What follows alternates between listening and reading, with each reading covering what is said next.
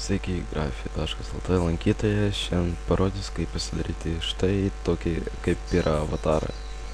Einame Fine, New, pasidarome Pixelis 300, Transparent aš naudosiu.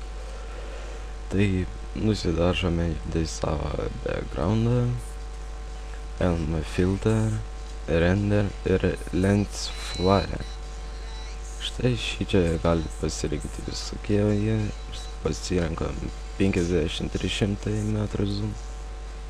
Čia pasirenkam čia ryškumas. Biškį persikeliam. Na, išsaugam. Štai jau turime tokį kaip pavyzdį. Dabar mums reikia tekstus rašyti. Tai pasiimam. Galit naudoti kaip norit. Pasiemam štai šitą. Štai šitą tokią rodiklę su pliusų ženklu tokį.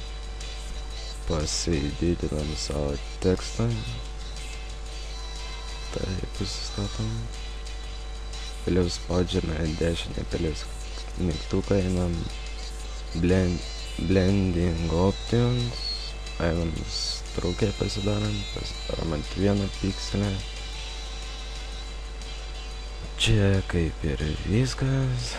Vėliau einam apacitį, matote.